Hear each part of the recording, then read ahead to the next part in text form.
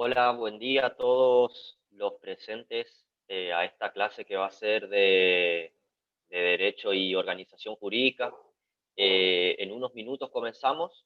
Hoy la clase la va a dictar el profesor, que es el doctor Sebastián Molina. Él es abogado, cursante del profesorado universitario de la UNE. También participó en las cátedras de Derecho Penal y de Derecho Laboral y de la Seguridad Social. Así que bueno, esta semana van a estar compartiendo con él todo lo que es el módulo de Derecho y Organización Jurídica. Nada más para no estar extendiendo ni agregamos, les dejo con el profesor, que seguramente ya va a comenzar o se va a presentar. Eh, Buen día, Seba, ¿cómo estás? ¿Qué tal? Buen día, Maxi. Buen día para todos y para todas los que están del otro lado. Si quieren, esperamos unos minutos, si no arrancamos, decime vos nomás. Como te parezca más cómodo, si querés arrancar, arrancá, o si querés esperamos unos chicos más y arrancamos y en 2 minutos, en tres.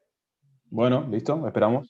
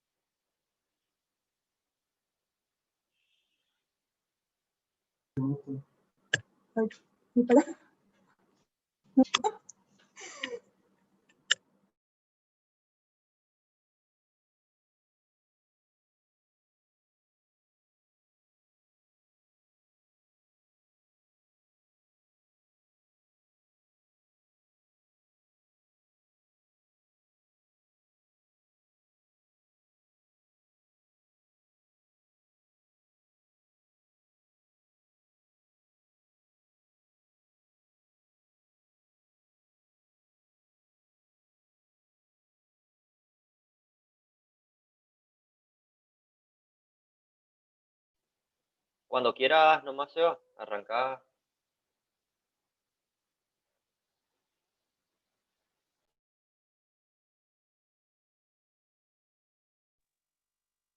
Bueno, buenos días a todos y a todas que están del otro lado.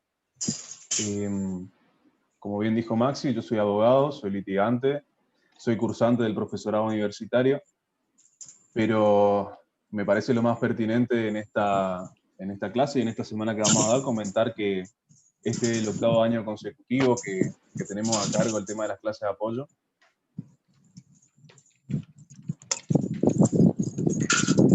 Les vamos a pedir que apaguen por favor sus micrófonos para que podamos escucharnos.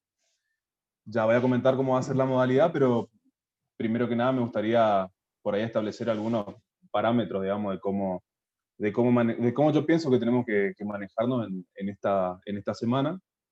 Vamos a presentar cada capítulo, vamos a dar en esta primera clase los 3 primeros capítulos. Una vez que terminemos cada capítulo, vamos a abrir un espacio a preguntas, ¿sí? Donde vamos a hacer un intercambio y después vamos a avanzar con el otro capítulo. ¿Por qué me parece importante remarcar esto? Porque o si no, me parece, ¿no?, que si nos detenemos en cada uno de los puntos, vamos a hacer más dificultosa la comprensión de lo que me imagino que ya es en este momento para ustedes, ¿sí? Antes se rendían solamente un examen con 2 materias, organización jurídica y historia, y hoy tienen 4 materias para rendir, lo cual me parece que, por supuesto, complejiza bastante el examen de ingreso que tenemos en la Facultad de Derecho, que es un examen eliminatorio, ustedes lo sabrán. Si no aprueban, no pueden comenzar el cursado de la carrera, ¿sí? Por lo tanto, me parece importante por ahí remarcarlo, ¿no?, al principio de esta primera clase. Quería comentar también un par de cosas en torno a esto de los 8 años ya que vamos dando las clases de apoyo para el ingreso. Ya en el 2014, cuando empezamos, ocurría algo bastante común hoy, me parece que lo vivimos con mucho mayor intensidad, que es un problema bastante grande, un gravísimo problema, como dice Hernán Casiari, en un link que les van a estar pasando a los chicos, porque yo se lo dejé en una conferencia de literatura. El escritor Hernán Casiari, seguramente alguno de ustedes lo conoce, hablaba acerca de la disminución en la capacidad de concentración que tenemos las personas a partir de la revolución de las comunicaciones, ¿sí? Esta idea de tener a todos los contactos dentro del celular, tener 4, 5, 6, 7, 10 aplicaciones distintas, ¿sí? Con diversos estímulos audiovisuales y demás, hace que cada uno de nosotros, no solamente por ahí se le suele adjudicar mucho a los adolescentes o a nosotros los más jóvenes, pero la verdad es que les pasa a todos, eso es una realidad, ¿sí? Nuestra capacidad de concentración está muy disminuida, está muy reducida.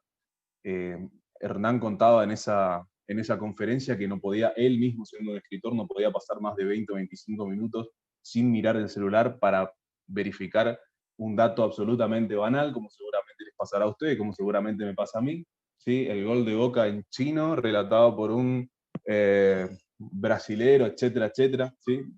Indistintamente del tema que sea, siempre vamos a estar recibiendo distintos estímulos de información que a nosotros nos van a llevar a desconcentrarnos de nuestro objetivo, que es justamente tratar de capitalizar lo más posible estas 2 horas, o esta hora y media que vamos a estar acá conectados, y por lo tanto va a ser que este esfuerzo que ustedes están haciendo hoy, 18 de enero, que lo están haciendo desde el principio, que seguramente ya lo vienen haciendo desde diciembre, se vuelva absolutamente infructífero. Por eso yo les voy a hacer un par de recomendaciones y un par de sugerencias. Primera, para esta clase, donde me parece que exactamente es ese mismo.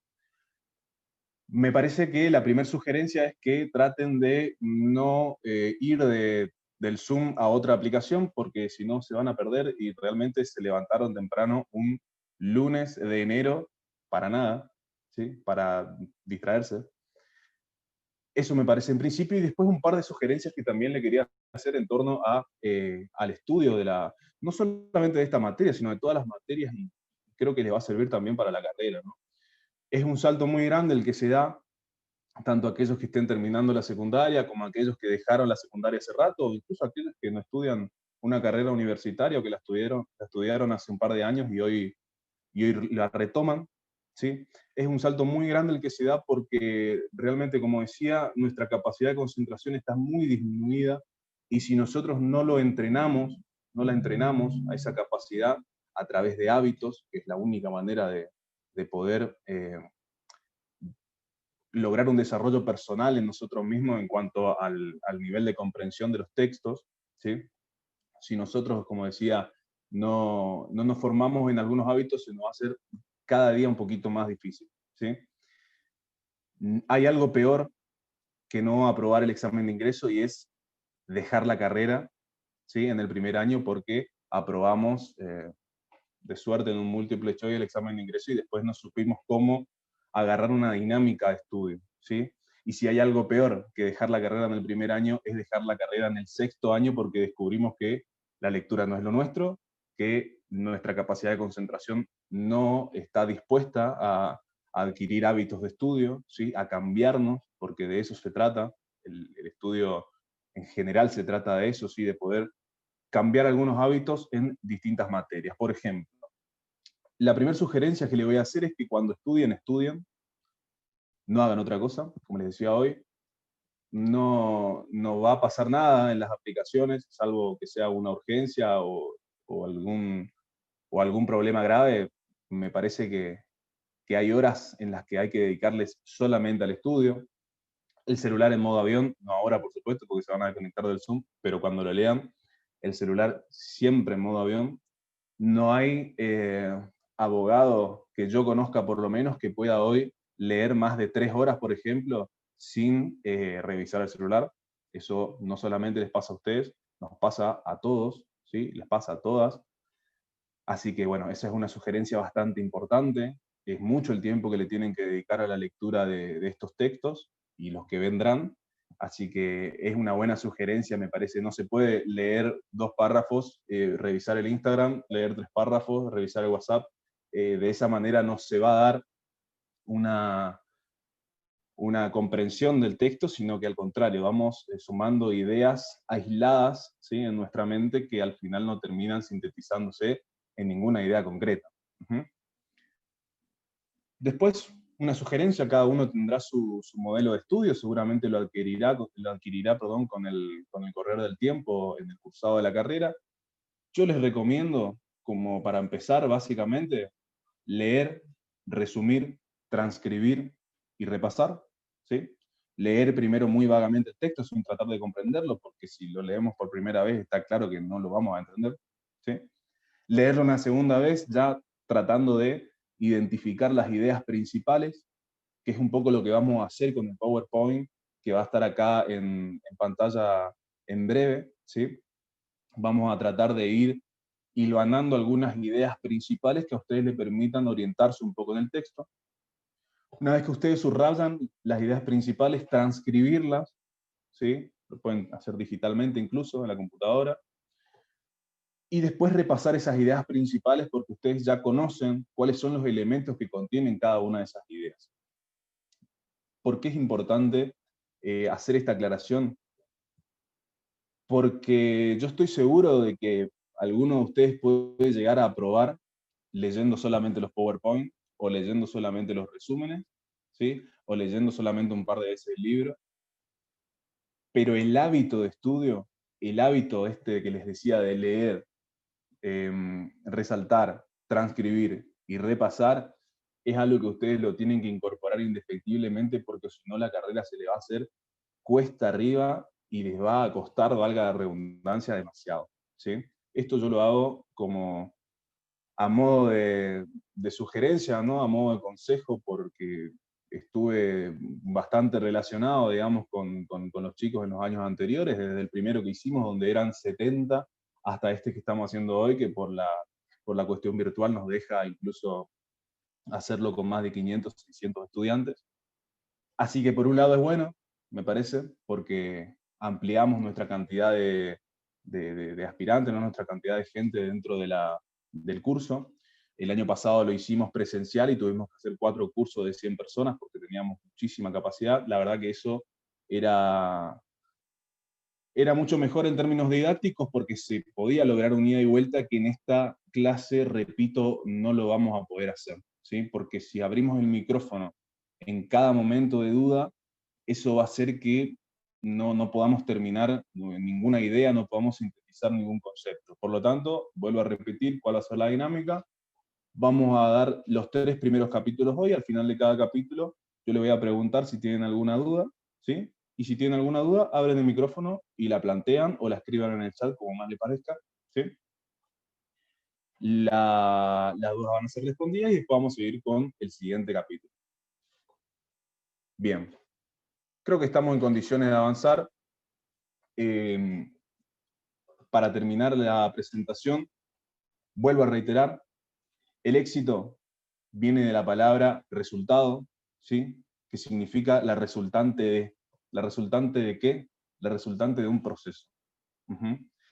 Por lo tanto, la palabra proceso y la palabra éxito están íntimamente relacionados. No van a poder tener éxito no solamente en esta carrera, sino en otras, si ustedes no ponen el foco en el proceso, que no es aprobar, que no es tratar de zafar de este examen, sino es adquirir los hábitos de estudio. Desde ya, y ahora ya metiéndonos en el material, es muy complicado que ustedes logren comprender este material para el día del examen. Eso es una realidad. Esto es un material que nosotros, los que ya hemos cursado en la facultad, lo dimos en el último año, ¿sí? En 6º año recién.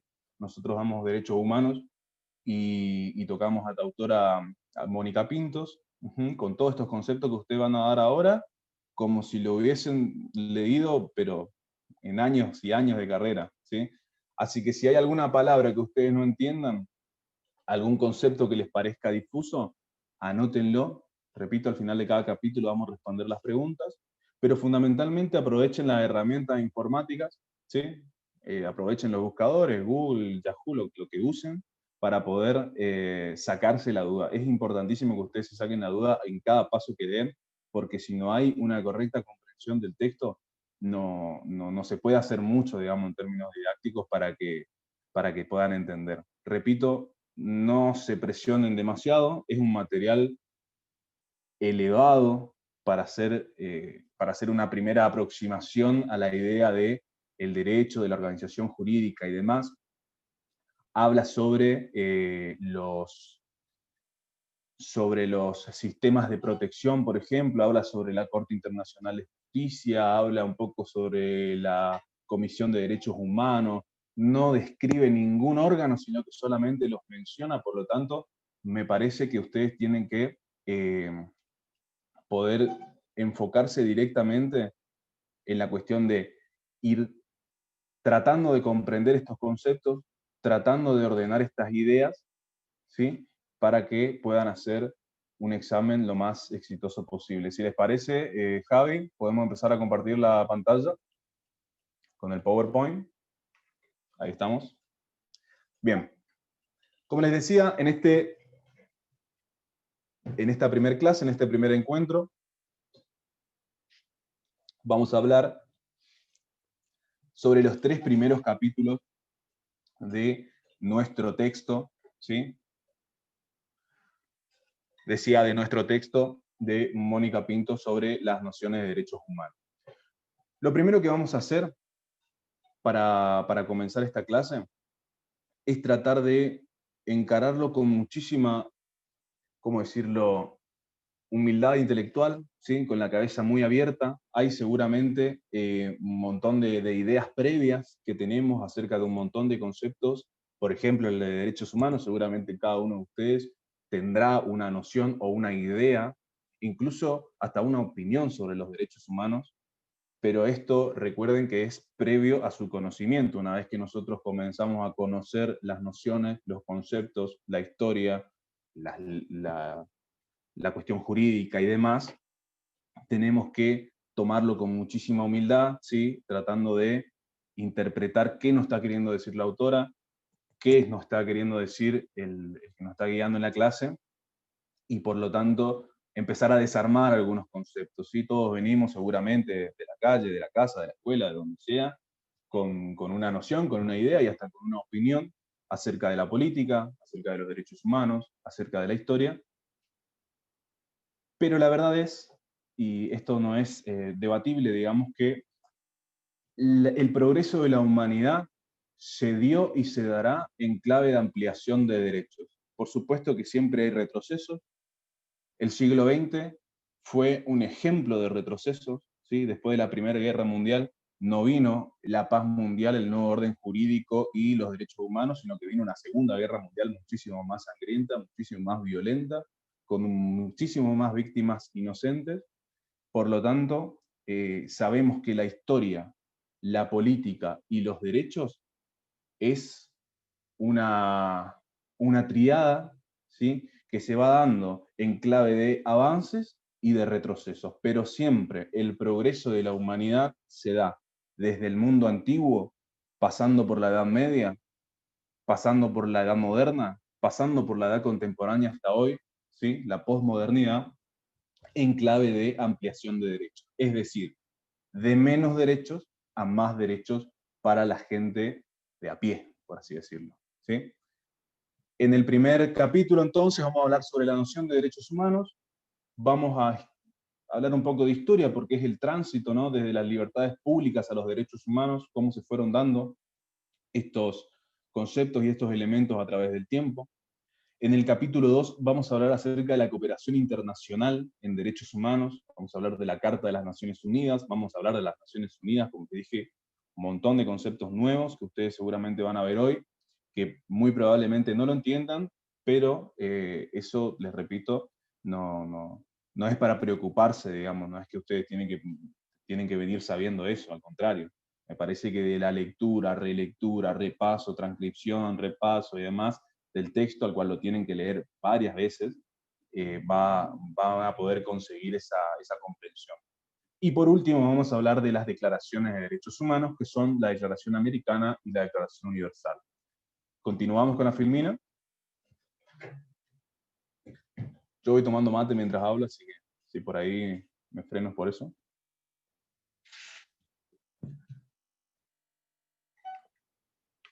Bien.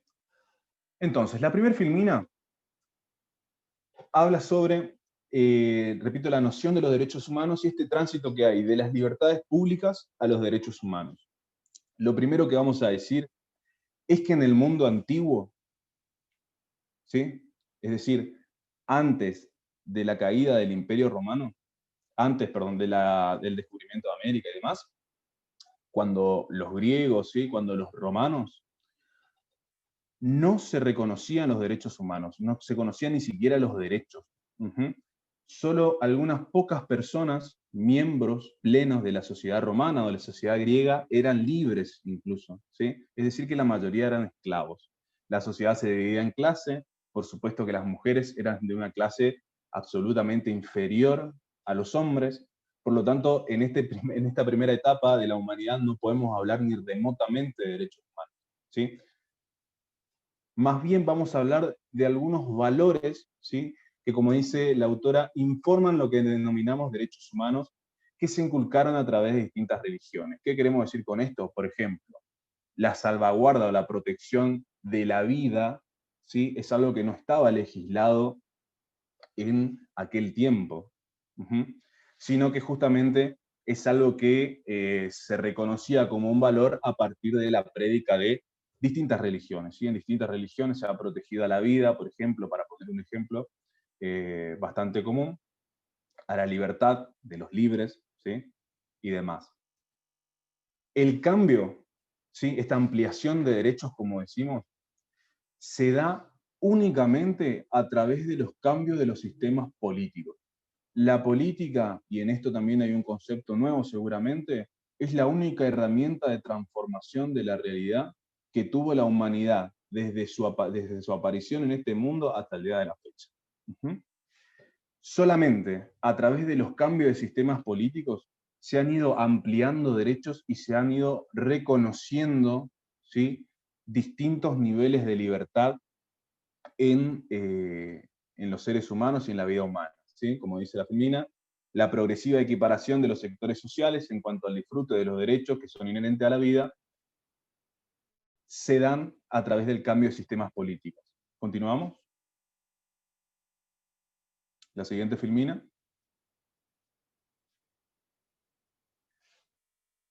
Imagínense que han pasado desde el mundo antiguo hasta 1215 centenas de años y milenio en el medio de uno y otro, y recién en 1215 se reconocen algunas libertades públicas. ¿Por qué digo algunas libertades públicas? Porque la Carta Magna de 1215 de Gran Bretaña, que es la primera expresión de libertad, por así decirlo, en términos normativos, es una concesión a la que se ve obligado el rey Juan sin Tierra, repito, en el año 1215, para con los varones, que era un sector de la sociedad británica, ¿sí? Un sector, por supuesto, de nobles y pudientes, para que este rey, recuerden, absolutismo total, ¿sí? El rey encabezaba los tres poderes que hoy conocemos del Estado, administraba, juzgaba y legislaba, ¿sí?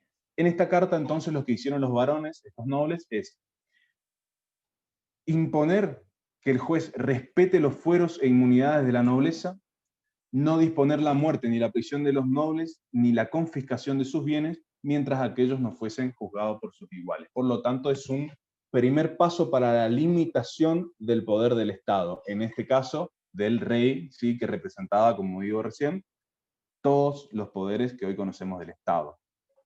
Recién en 1789, fíjense qué tan cerca de nuestra realidad contemporánea, ¿no? 1789 años después de Cristo, recién comienzan a universalizarse distintas nociones, ¿sí? De lo que hoy entendemos por derechos, con la Declaración de los Derechos y Deberes del Hombre y del Ciudadano. Esta edad moderna que comienza a partir del año 1789 con la Revolución Francesa, tiene que ver con un movimiento filosófico y político, ¿sí? Jurídico, por supuesto, que se denominó liberalismo. ¿Sí? Esta va a estar muy relacionado seguramente, ustedes lo verán o lo sabrán, con las ideas iluministas, ¿sí? Con esta idea de que hay que discutirlo todo, de que el rey y el absolutismo como modelo de gobierno estaba agotado, ¿sí? Era hora de que se agote, estamos hablando, repito, del año 1789. La instauración de las democracias, ¿sí? Las primeras democracias, Napoleón, San Martín, ¿sí? La libertad, más que la libertad, la democracia y las ideas liberales en América, por ejemplo, las trajeron los próceres San Martín y Bolívar, ¿sí? En distintos lugares de nuestro continente, pero allá en Europa se daba con las conquistas de Napoleón, ¿sí? Donde iban derrocando reyes justamente tratando de instaurar una democracia. ¿Qué es lo que quiero decir con esto? Que la política, como decía, es la única herramienta de transformación de la realidad y es el cambio de los sistemas políticos lo que va ampliando los derechos de la humanidad. ¿Sí? ¿Qué es lo que hace la Declaración de los Derechos y Deberes del Hombre? Consagra los preceptos de igualdad, propiedad, porque en ese entonces imagínense que no había propiedad privada con el rey, digamos, uno no podía disponer libremente de sus bienes porque todos estábamos a merced de su propia discrecionalidad, la seguridad, la resistencia a la opresión, porque en ese momento no había a quien reclamarle, digamos, no había ni siquiera división de poderes, la legalidad, que tiene que ver con esto que decía de la división de poderes, ¿sí? El sistema republicano, el derrocamiento de los reyes y las democracias representativas, por así decirlo. Y luego la fraternidad, que era esta idea de que somos todos iguales. Después el texto habla de la combinación de las ideas naturalistas y del liberalismo constitucional. Como les decía al principio, se nos propone analizar estas teorías como si ustedes estuviesen leyendo sobre derecho natural y sobre el liberalismo constitucional hace 5 o 10 años, digamos. Por lo tanto, vamos a dar un concepto muy vago de lo que son tanto las ideas naturalistas como el liberalismo constitucional. Espero sepan entender la dinámica de este curso, porque no podemos entrar en profundidad en ninguna de ellas. Pero bueno, vamos a hacer un intento. Cuando hablamos de ius naturalismo, ius significa derecho, ¿sí? Y naturalismo significa, por supuesto, natural, ¿sí? ¿Qué es lo que proponía esta teoría filosófica, jurídica, que ya está en desuso hoy en día? Que los seres humanos tenían derechos que son propios de la naturaleza del ser humano. Por ejemplo, la vida, por ejemplo, la libertad, por ejemplo, la salud, ¿sí? Esto era en contraposición con las ideas, por supuesto, del absolutismo, con la idea del rey que decía, no, ¿qué derecho natural acá? Existe un derecho divino, ¿sí? Yo soy el rey porque mi padre era rey, porque mi abuelo era rey, porque invadimos este país en el año tal, etcétera, etcétera, ¿sí? Entonces Dios me eligió a mí para administrar, juzgar y legislar en esta tierra, ¿sí? Las ideas y un naturalista, en contraposición con esto, dicen que hay un derecho que es propio de la naturaleza del hombre. Y fundamentalmente lo que vino a contraponerse y antagonizarse con las ideas del absolutismo es el liberalismo constitucional.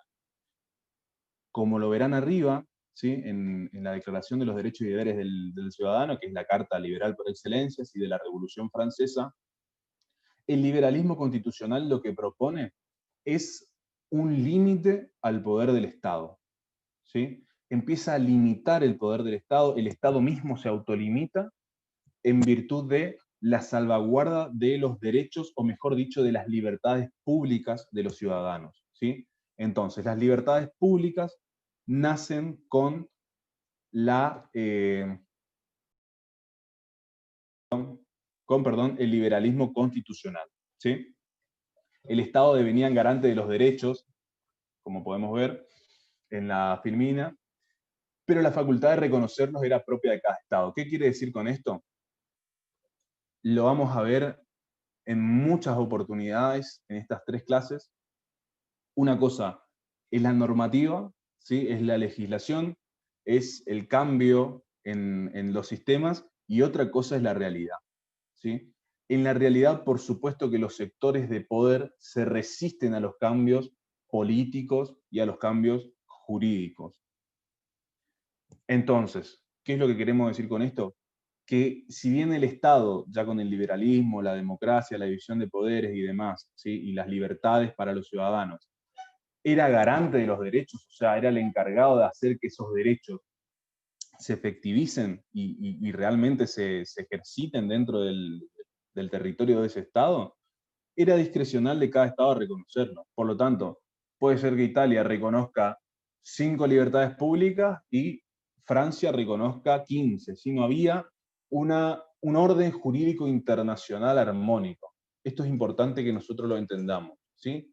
Hasta el año 1789 todavía no había un orden internacional. Cada Estado era absolutamente soberano, no había nada que pueda imponerle a ese Estado ningún tipo de obligación, salvo algún tratado, pero ni siquiera, digamos, porque podían romper los tratados tranquilamente, no había nada legislado al respecto, ¿sí? Entonces, cada Estado, no solamente que era un ordenamiento jurídico diferente, sino que era un mundo diferente, ¿sí? Cada Estado se regía a sí mismo. Vamos a ver ya con qué intensidad. Y los derechos entre comillas, o algunas concesiones que se le reconocían a los extranjeros dentro de esos estados, supongamos, estamos hablando de 1789, ¿no? A un italiano dentro del estado francés, era un reconocimiento al otro estado, no era un reconocimiento al individuo. En ese momento no había universalidad de nada, digamos, ¿sí? El reconocimiento se le hacía íntegramente al otro Estado. Como dice la Filmina, los extranjeros en el territorio gozaban de un estándar mínimo de derechos, sustentaban la noción de justicia que cada Estado tenía respecto del otro, ¿sí? De allí la creación del Instituto de la Protección Diplomática y demás. Como decía, se trataba de un derecho del Estado y no del individuo. ¿Continuamos con la Filmina?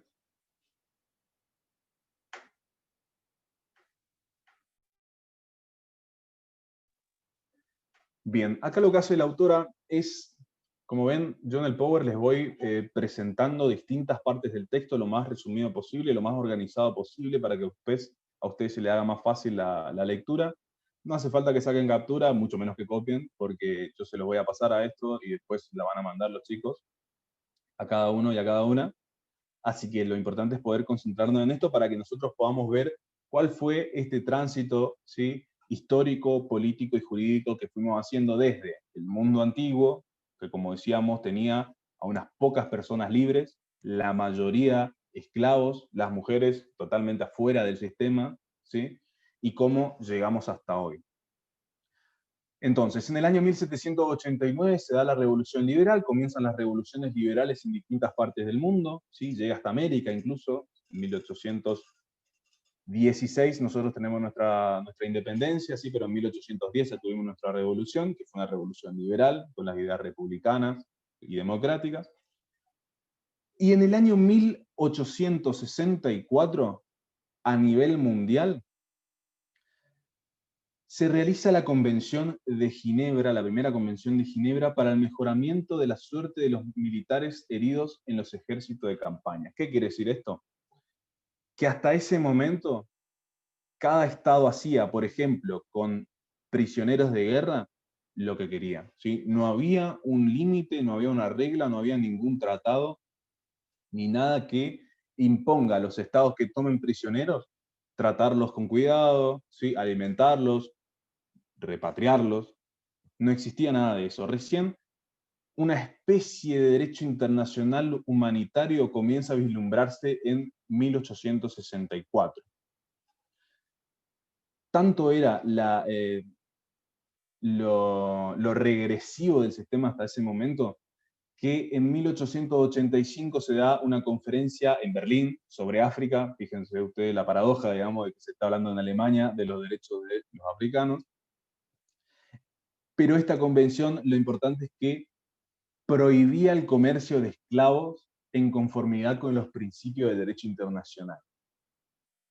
Entonces, podemos ver, creo que bastante bien, cómo el tránsito y el progreso de la humanidad se da desde la nulidad de los derechos a la ampliación de cada vez más derechos, pero recién en 1884 la humanidad empezó a tener un consenso acerca de que habían personas que estaban puestas en el campo de los objetos, pero que eran seres humanos. ¿Sí? En Argentina, la abolición de la esclavitud, la libertad de vientres y demás se da en la Asamblea del año 13, o sea, estamos hablando de 50 años antes de esta resolución. ¿Sí? Hay países que se resistían muchísimo más que otros, y esa fue la razón por la cual recién en este año comienza a darse un consenso general. En Bruselas, en 1889, también se vuelve a condenar la esclavitud y el tráfico de esclavos. ¿Sí? Dice la Filmina, la norma apunta a extraer a la persona del campo de los objetos.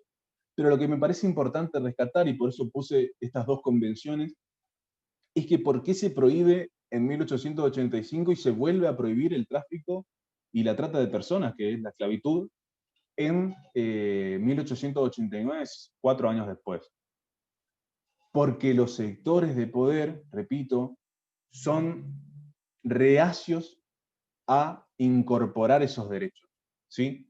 Y cuando hablo de sectores de poder no estoy hablando de grupos económicos, sino específicamente en este momento de estados, ¿sí? Estados Unidos, Francia, países esclavistas, pero por definición se resistían a estos cambios porque tenían colonias en África, en el caso de Francia o en el caso de Bélgica, por ejemplo, se resistían a este cambio, y por lo tanto la comunidad internacional vemos cómo empieza a generar consenso y cómo empieza a tratar de imponerle a los distintos estados soberanos distintas nociones, como por ejemplo la abolición de la esclavitud.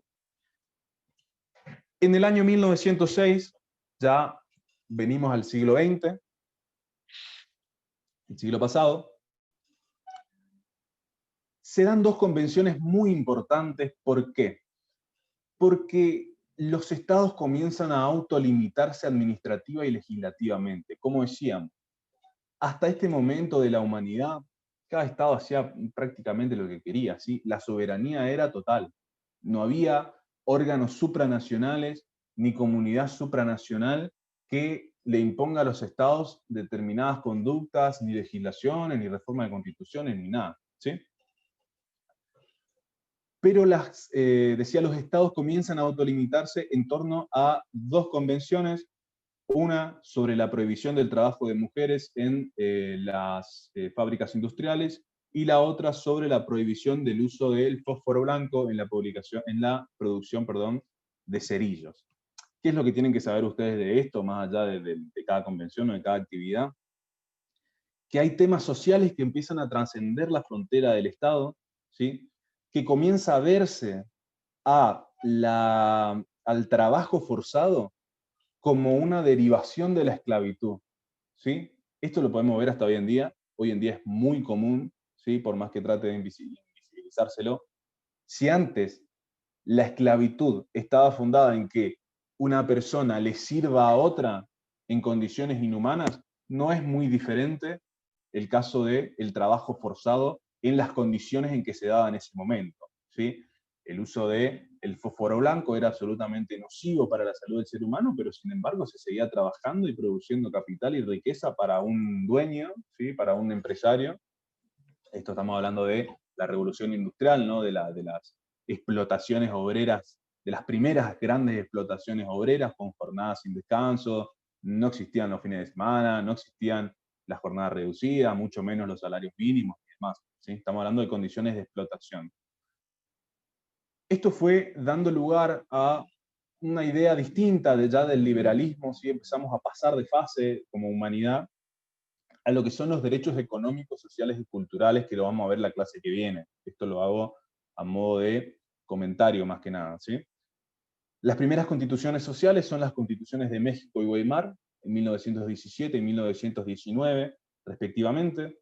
En 1949 se legisló una constitución claramente económica, social y cultural en la Argentina, que ampliaba muchísimo los derechos de los trabajadores, pero que fue derogada por la dictadura que sobrevino a ese gobierno en 1955, ya lo vamos a hablar también. Vamos a pasar de Filmina.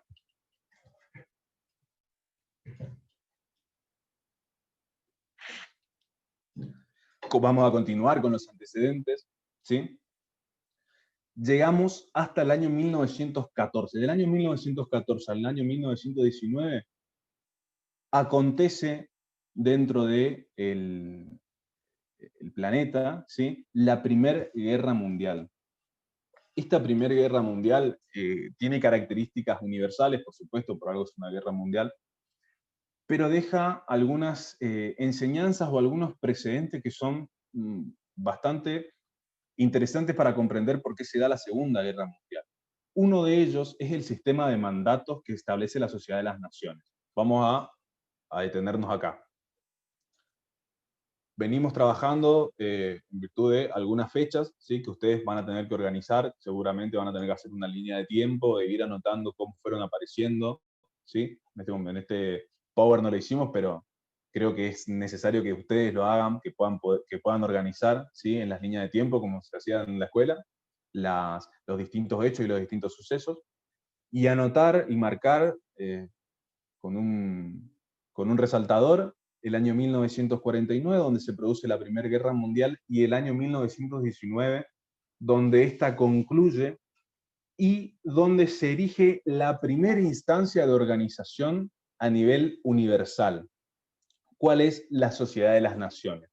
La Sociedad de las Naciones es el antecedente previo a las Naciones Unidas, como la conocemos hoy, ¿sí? Entonces, antes de las Naciones Unidas tenemos la Sociedad de las Naciones.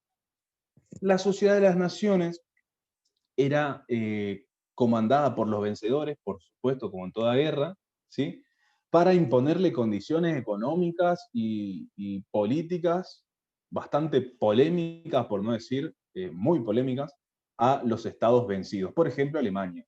Sabemos en qué resultó después en la imposición de esas condiciones al Estado alemán, ¿sí?, terminó con la Segunda Guerra Mundial. Uno de los participantes de esta Primera Guerra Mundial fue el jerarca nazi, que ya todos conocemos, pero que no vale la pena mencionar, que fue el gran gestor de la Segunda Guerra Mundial, ¿sí? Esta Sociedad de las Naciones, entre tantas otras medidas polémicas, instauró el sistema de mandatos.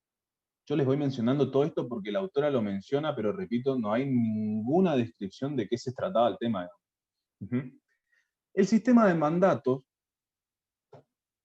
era, valga la redundancia, un sistema, ¿sí?, donde los estados vencedores se repartían la administración de algunos estados vencidos.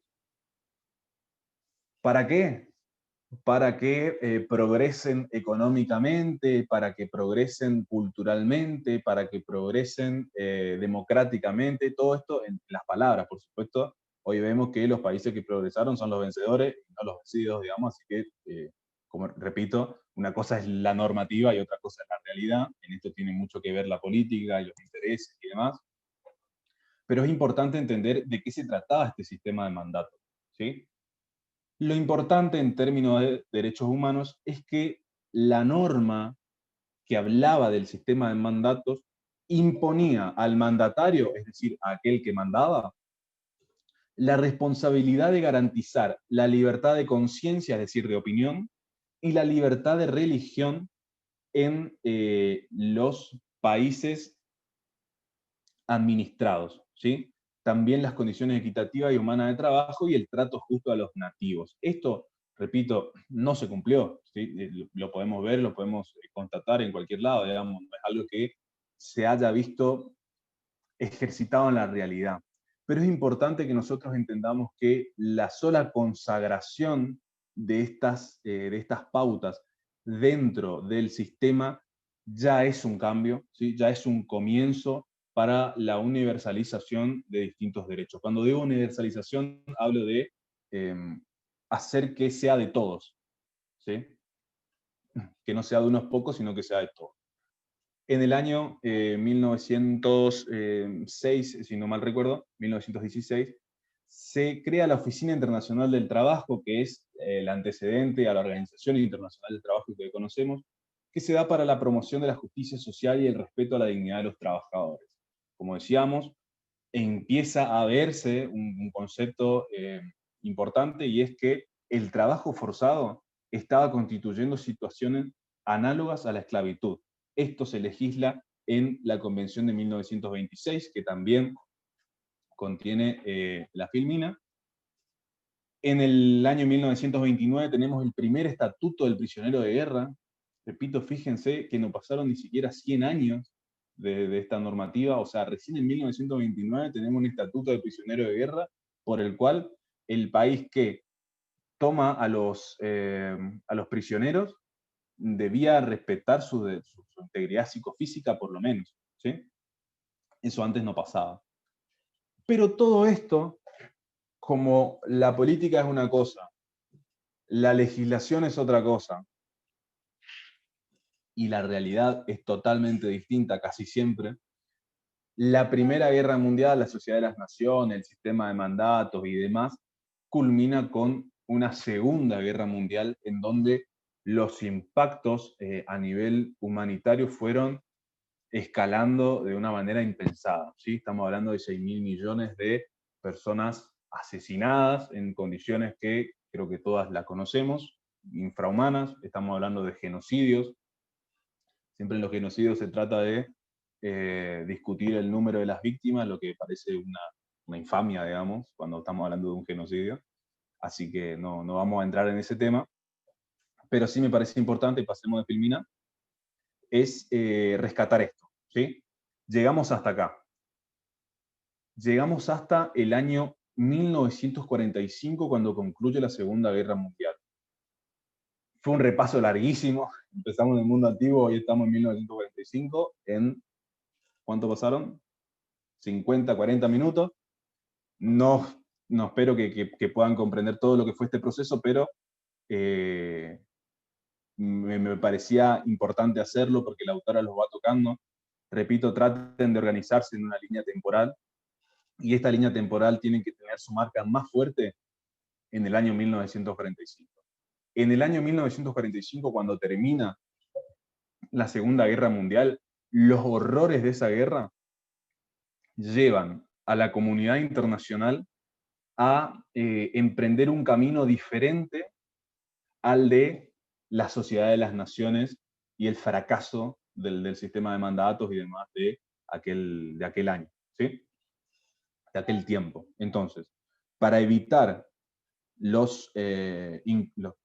a decir inconvenientes, los horrores que provocó la Sociedad de las Naciones y el orden internacional que se le impuso a los vencidos después de la Primera Guerra, se crea una comunidad internacional, comienza a crearse un nuevo orden internacional en base a las Naciones Unidas y en base a un concepto nuevo para la humanidad en este momento, que son los derechos humanos. Los derechos humanos podemos decir que nacen como los conocemos hoy en este momento, ¿sí? Con el final de la Segunda Guerra Mundial, la Carta de las Naciones Unidas, la organización de la comunidad internacional en estos postulados. Existe entonces, y acá vamos más a términos jurídicos, ¿sí?, una íntima relación entre los derechos humanos, el individuo y el Estado, como dice la filmina, ¿sí? Los derechos humanos como inherentes a la persona, ¿sí? Ya vamos a ver cuáles son las características específicas de estos derechos humanos que antes, repito, no existían, que comienzan a existir como los conocemos en ese momento. El individuo, que es el titular de los derechos humanos, el único titular de los derechos humanos es la persona física, ¿sí? Las personas jurídicas no son titulares de derechos humanos, no pueden ejercitar por sí derechos humanos. Y el Estado, que es el garante. ¿Qué significa el garante? Significa que es el que tiene que proveer los medios necesarios o abstenerse de las conductas que restrinjan, limiten o de cierta manera menoscaben los derechos del individuo. Fíjense ahora qué posición diferente que tiene el Estado a la que tenía, por ejemplo, en el absolutismo, la monarquía, el rey, ¿sí? Esa concentración del poder público, donde el rey hacía lo que quería, tenía todos los tres poderes del Estado en su cabeza. En este momento de la humanidad, y ya con la internacionalización de los derechos humanos, vemos que el Estado empieza a tener compromisos y obligaciones a nivel internacional. Y de esto es lo que vamos a empezar a hablar ahora. ¿Cuáles son los compromisos de ese Estado? ¿Cuáles son las obligaciones del Estado? ¿Sí? ¿Y qué cosas generan la responsabilidad internacional del Estado? ¿Pasamos de Filmina?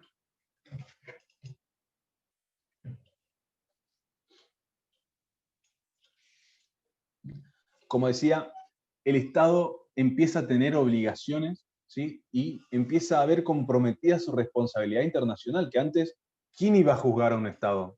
¿Otro Estado? Imposible. ¿Sí? ¿Por qué? Si los Estados son soberanos, ¿cómo van a juzgarse unos con otros? Para justamente poder comprometerse, ¿sí? Poder hacerse responsables internacionalmente, comienzan a crearse organismos e instancias supranacionales, es decir, que están por encima de los estados, ¿sí? Estos organismos supranacionales, como por ejemplo las Naciones Unidas, vamos a hablar de alguno de ellos, comprometen, ¿sí? Los derechos humanos, mejor dicho, comprometen la responsabilidad del Estado en diversas situaciones. Por ejemplo, en una acción u omisión de la autoridad pública atribuible al Estado que importe un menoscabo de los derechos humanos. ¿Qué significa esto? Que cuando el Estado argentino, por ejemplo, realice un genocidio sobre su población, eso va a comprometer su responsabilidad internacional indefectiblemente, ¿sí? Cuando el Estado menoscabe efectivamente un derecho en contra de la población de una manera que vaya en contra de las normas, ¿sí? Que están en el sistema de protección internacional de los derechos humanos, se va a ver comprometida su responsabilidad. Estamos hablando, por ejemplo, de una ley o de un decreto presidencial, etc. El segundo caso son los actos u omisiones de personas o agentes que obran en o por autoridad del gobierno o con su aquiescencia. ¿Qué significa esto? Para dar un ejemplo, los grupos de tareas, ¿sí? Hay países que todavía tienen, como teníamos nosotros en la época de la dictadura, grupos de tareas que se encargan de hacer el trabajo sucio, voy a poner entre muchísimas comillas, ¿sí? Con los opositores políticos, por ejemplo. Y en este caso también se compromete la responsabilidad del Estado, por más que no sean agentes o personas del gobierno. ¿Por qué? Porque están actuando con su autoridad o con su benevolencia, ¿sí? Con su pasividad, dejan hacer a estos grupos los trabajos que el Estado no hace para, entre comillas, no comprometer su responsabilidad. En este caso el Estado también es responsable. Y por último, es responsable de los hechos ilícitos que, si bien no fueron realizados por el Estado ni por una persona en nombre del Estado, fueron realizados por cualquier persona, por un vecino, ¿sí? Y el Estado no previno o no sancionó de la manera que corresponde. Ajá. Si nosotros, por ejemplo, sufrimos un secuestro, ¿sí? O una lesión gravísima, ¿sí? Y el Estado no me da a mí la oportunidad de acceder a la justicia o no me da un proceso legal, ¿sí? Donde yo pueda defenderme y demás, en todas las instancias yo puedo acudir a organismos internacionales para que ese derecho me sea restablecido. ¿Continuamos con la Filmina?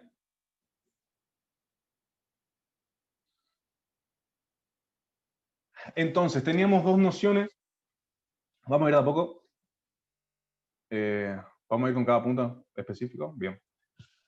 Tenemos dos nociones distintas entonces, que son los derechos humanos y las libertades individuales. Yo las organizaría al revés, ¿sí? Porque recuerden que primero existieron las libertades y después vinieron los derechos, ¿sí? Las libertades individuales podemos comenzar a verlas en la Carta Magna de 1215. Los derechos humanos podemos empezar a hablar recién a partir del fin de la Segunda Guerra Mundial en 1945, o sea que estamos hablando de varios centenios. ¿Cuál es la diferencia entre cuándo la libertad individual comienza a mutar hacia derechos humanos? Cuando se da distintas características que la vamos a tocar más adelante. Lo primero que vamos a decir es que puede predicarse respecto de todo ser humano por el solo hecho de ser tal y en cualquier sociedad. Las libertades individuales, acuérdense, en 1215 no eran universales, ¿sí? Eran para los nobles. esa primer carta de derechos o de libertades fue solamente para la nobleza británica.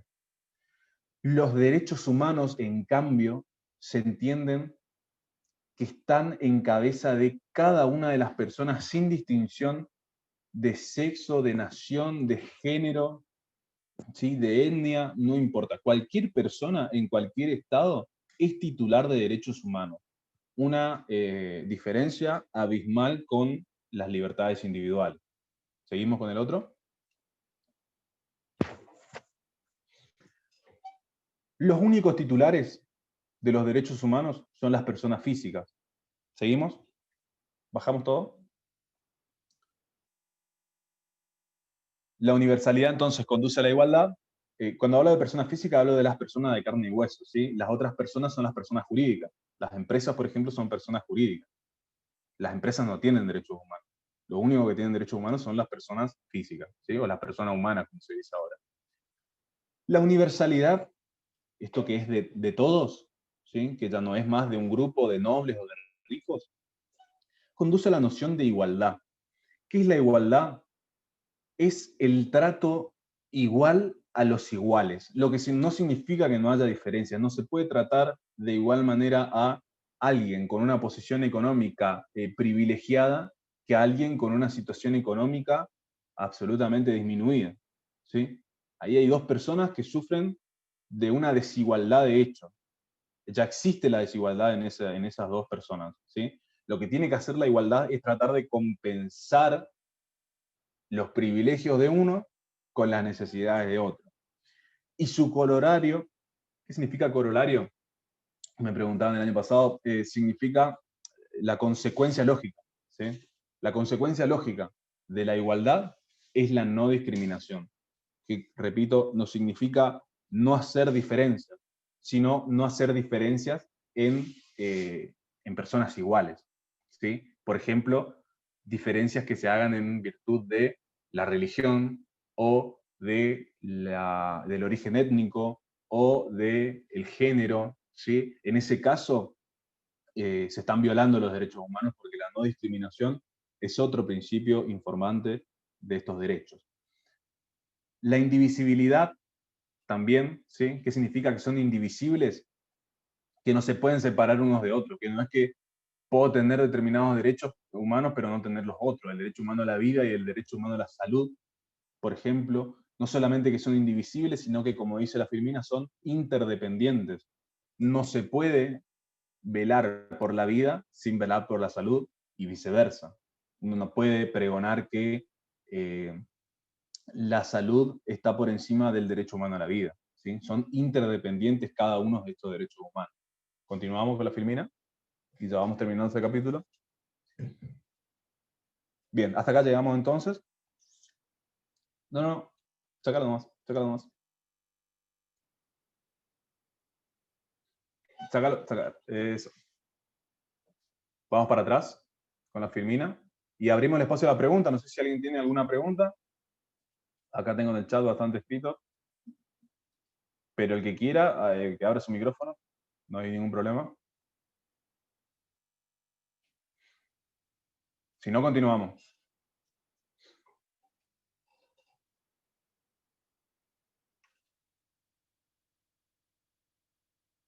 Bueno, si no hay preguntas, espectacular. Estamos yendo bien, entonces. Continuamos con el capítulo 2.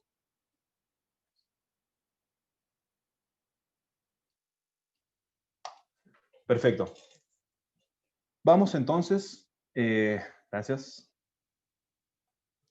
con el capítulo 2. Ya hablamos hasta acá de lo que son los...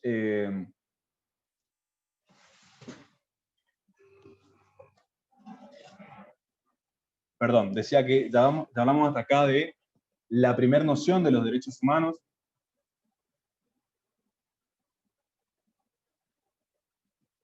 ¿Qué significa? ¿Cómo fueron surgiendo? ¿Sí? ¿Cómo fue este tránsito de las libertades, primero de la esclavitud pura y dura hasta los derechos humanos? ¿Cómo fue todo ese proceso de ampliación de derechos? Repito, siempre ampliación de derechos. Esto no lo digo para generarles una idea, sino para que ustedes se puedan organizar en cuanto al estudio, ¿sí? Siempre la humanidad va en clave de ampliación de derechos. Ese es el progreso humano, digamos. Llegamos en este viaje que hacemos histórico, político y jurídico hasta la Carta de las Naciones Unidas. La Carta de las Naciones Unidas, cuando decimos carta, estamos hablando de un instrumento jurídico, ¿sí? Donde se expresan o se declaman ciertos derechos, ciertas libertades.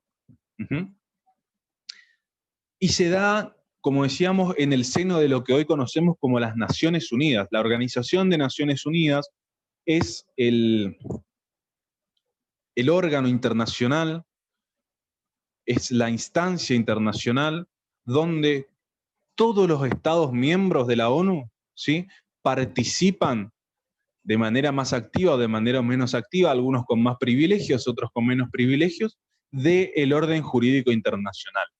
Las Naciones Unidas tienen distintos órganos que en este texto no se toca ninguno, la verdad que incluso los menciona, habla como si fuese normal o conocido, o que todos sabemos de qué se tratan las Naciones Unidas y cuáles son sus órganos. Pero bueno, vamos a tratar de ir mencionando los que van surgiendo y tratando de explicar de qué se trata, ¿sí? Lo primero importante entonces que nosotros podamos entender que existe a partir de después de 1945 comienzan las negociaciones para formar esta Organización de Naciones Unidas y se establece a través de una carta. Esta carta es la base del sistema normativo de protección de los derechos humanos. Entonces, veamos la importancia que tienen los derechos humanos dentro de nuestra historia universal, que marcan la aparición de un nuevo orden internacional, ¿sí? La piedra angular de este nuevo orden internacional es el respeto a los derechos humanos. ¿Por qué? Porque venimos de la Segunda Guerra Mundial. No hay muchas más explicaciones que poder interpretar cómo la realidad y la política se cristalizan en las normas jurídicas, ¿sí? Cuando nosotros podamos entender eso, que historia, política y normas jurídicas están íntimamente relacionados, se nos va a hacer mucho más comprensible las nociones que se nos van presentando. Entonces, tenemos la Carta de las Naciones Unidas, que es la primera norma jurídica positiva que consagra el respeto de los derechos humanos, ¿sí? Las obligaciones y las responsabilidades que tienen los estados con respecto a los derechos humanos. ¿Qué es una norma jurídica positiva? Tampoco lo explica el texto. Es una norma que rige imperativamente. ¿Qué significa que rige imperativamente? Que obliga y que condiciona a los estados miembros de las Naciones Unidas. Vamos de nuevo. Norma jurídica positiva. Al contrario de normas consuetudinarias, por ejemplo, o distintas costumbres y demás, esto ya era una norma jurídica positiva, es decir, esto ya creaba una obligación en los estados, que recuerden, antes eran absolutamente soberanos y no respondían a nadie por los actos cometidos dentro de su jurisdicción. Bien, ahí abarca el compañero. Que es escrita, no necesariamente tiene que ser escrita, ¿sí? Las normas jurídicas positivas, pero en este caso sí, estaba escrita, es obligatoria.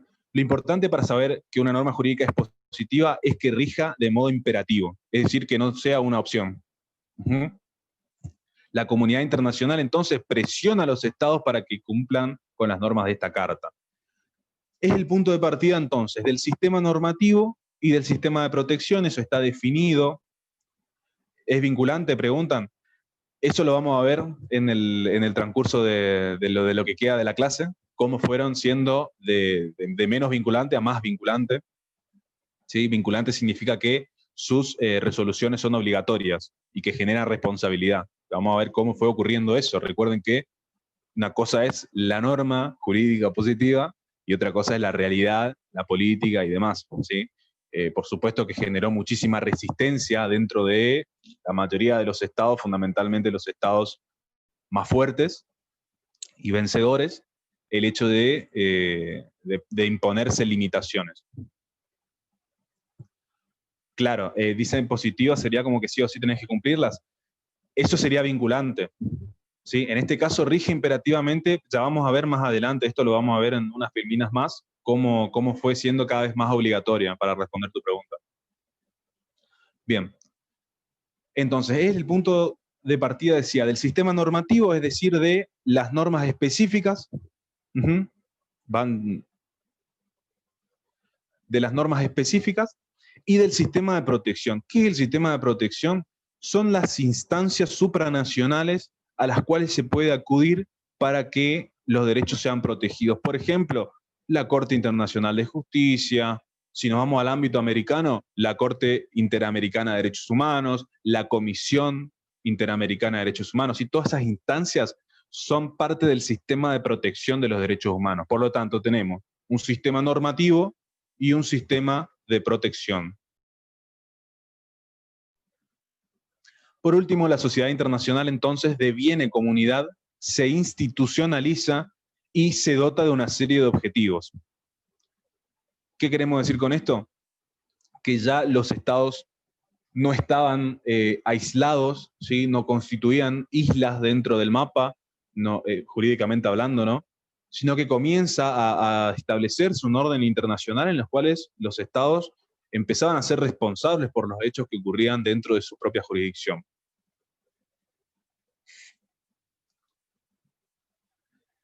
Y vamos a desmenuzar algunos artículos de esta carta que los más importantes, me parece, para que los tengan en cuenta, son el artículo 55 y el artículo 56. Les sugiero que lo anoten, que lo tengan en cuenta. Vamos a hablar de cómo se fueron especificando estos dos artículos, cómo se fueron desarrollando en el ejercicio de la jurisprudencia de algunos de los estados y de la jurisprudencia internacional. Pero el artículo 55, para hacerlo resumidamente, impone una obligación a la Organización de las Naciones Unidas. ¿Cuál es esa obligación que le impone? Promover el respeto universal de los derechos humanos y las libertades fundamentales de todos sin hacer distinciones. ¿Sí? Distinciones, estamos hablando de religión, repito, sexo, género, idioma, etc. ¿Sí?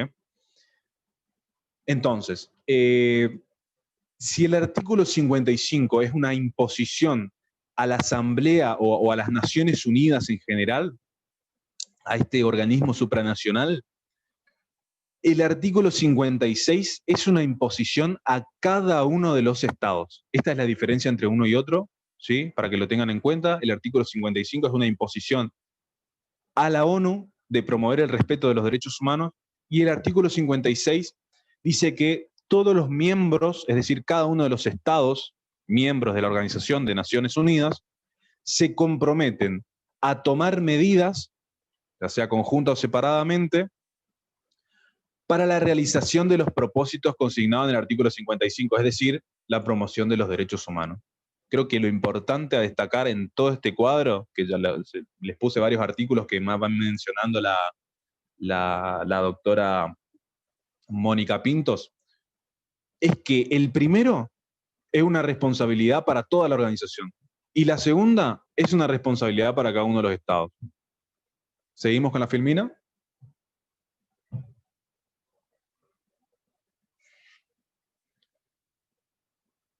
Esto ya lo charlamos. ¿Sí? Acá yo les puse todos los caracteres que tienen los derechos humanos a partir de esta carta. Titularidad excluyente de las personas físicas, universalidad, que significa que es para todos, igualdad, ¿sí? Que no se puede tratar de manera desigual a aquellos que son iguales, la no discriminación por motivos étnicos, religiosos, de género, etc. La tendencia a la efectividad, y es que se tienen que poder ejercitar cada vez más, como decíamos, la historia de la humanidad va en base siempre, en clave, de ampliación de derechos. Y por último, la insinuación del carácter de orden público en razón de la supremacía de la Carta. Ya vamos a ver de qué se trata esto, tiene que ver con las preguntas que hacían, vamos para adelante, con la filmina, la pregunta que hacían acerca de la obligatoriedad o no de la Carta. Vamos uno por uno con esas flechas. Vamos a tratar de explicar muy resumidamente cuáles fueron estos casos que se fueron suscitando, ¿sí?, en la comunidad internacional y luego en la jurisprudencia de Estados Unidos, pero vamos a tratar de vincularlo para no hacerlo muy confuso con los artículos 55 y 56 de la Carta, ¿sí? ¿Recuerdan? El artículo 55 imponía a la ONU la promoción del respeto a los derechos humanos. ¿Qué pasó en este primer hecho que describe la autora? Después de que la comunidad internacional comienza a regirse por esta carta medianamente, ¿sí?, Estados Unidos y el Reino Unido denuncian ante la ONU a algunos gobiernos comunistas por la violación de los derechos humanos dentro de su jurisdicción. ¿Qué hacen estos países que son afectados? Alegan que la Asamblea de las Naciones Unidas se está inmiscuyendo en cuestiones internas de cada Estado, lo cual está prohibido por la Carta, ¿sí? Todo esto llega a la Corte Internacional de Justicia, la que, para hacerlo muy resumido, le da la razón a la Asamblea de Naciones Unidas y dice que, según el artículo 55 de la Carta, la Asamblea tiene la potestad de entender en temas de violación de derechos humanos y por lo tanto no está sobrepasándose en sus facultades. ¿Qué es lo importante de todo esto? Que ustedes lo van a encontrar en un par de párrafos bastante confusos por los términos, por las nociones, por los órganos y demás que se van presentando. Que es la primera vez que una corte como la Corte Internacional de Justicia reconoce en principio la obligatoriedad de la Carta de las Naciones Unidas, que es de lo que estamos hablando, ¿no? Esto, como decíamos, no se da de un día para el otro, nunca pasa de esa manera, ¿sí? No es que se legisla hoy y a partir de mañana ya todas las personas y todos los estados tienen internalizada la norma y actúan en consecuencia. Para nada. Generalmente lo que sucede es que los estados siguen haciendo lo mismo hasta que un órgano internacional, como una corte internacional, termina fallando a favor de uno o a favor de otro. Estos fallos, ¿sí?, estas resoluciones de las cortes que marcan un cambio en una idea, se denominan jurisprudencias. Cuando ustedes lean jurisprudencia, recuerden que estamos hablando de un fallo de algún tribunal que marca un precedente. ¿Cuál es el precedente que marca este fallo de la Corte Internacional de Justicia? Que la Carta de la ONU es obligatoria, es de cumplimiento obligatorio para los Estados miembros de las Naciones Unidas. ¿Sí? ¿Seguimos?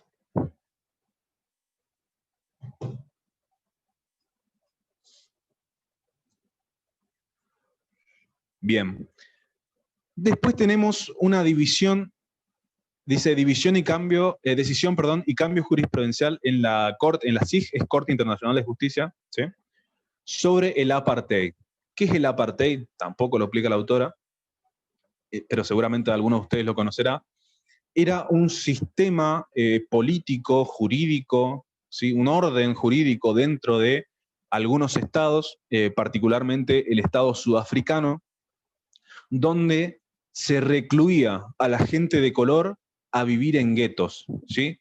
Tenían un sistema de salud diferente, transporte diferente, una educación diferente, o sea, había una segregación racial de parte del propio Estado, ¿sí?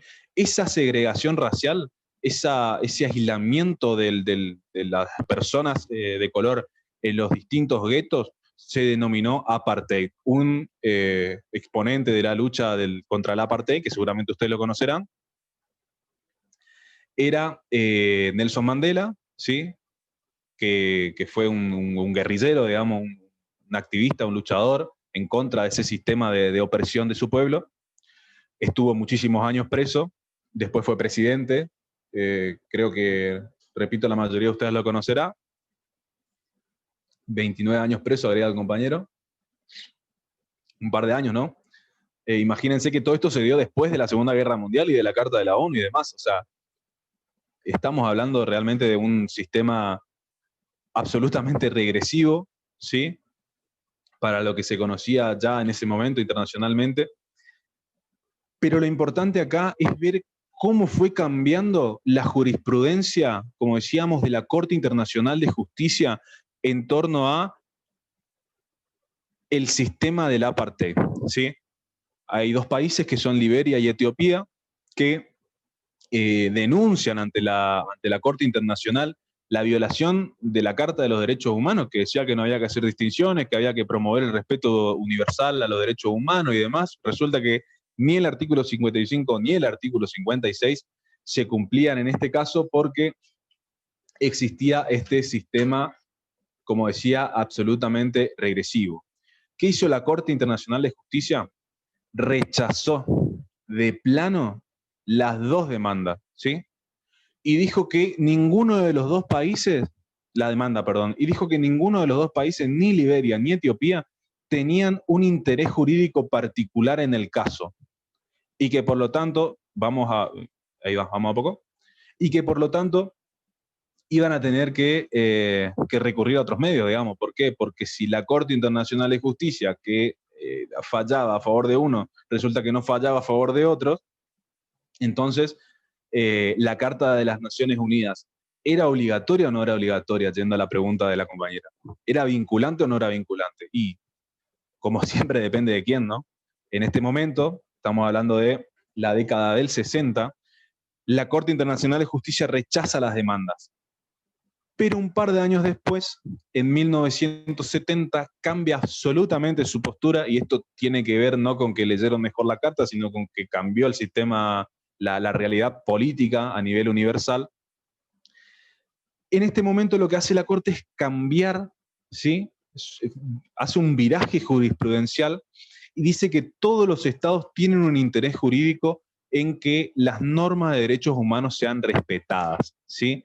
Por lo tanto, empezamos a hablar de la obligatoriedad del cumplimiento, del respeto, mejor dicho, de los derechos humanos, que ya estaba consagrada en la Carta de la ONU, no había que esperar tantos años, ¿sí? Mandela no tendría que haber estado preso tanto tiempo, pero, repito, una cosa es la normativa y otra cosa es la realidad.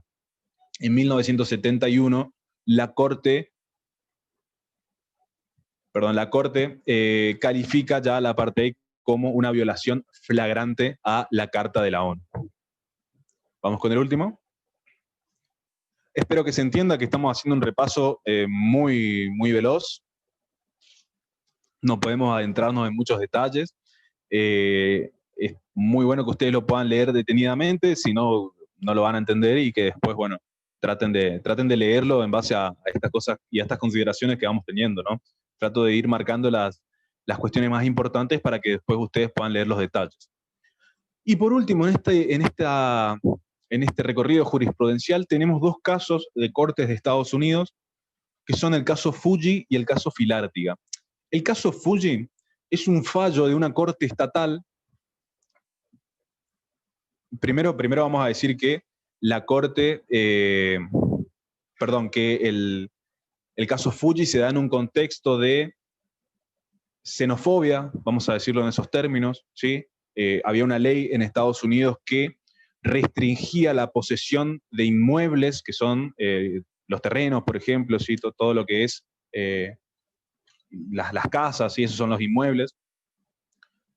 Restringía entonces la posesión de inmuebles a ciertos extranjeros en determinadas ocasiones. O sea, era una violación también flagrante a la Carta, porque el derecho a la propiedad es también un derecho humano, ¿sí? Y no había que hacer tal distinción. Por lo tanto, violaba, como decíamos, el principio de no discriminación.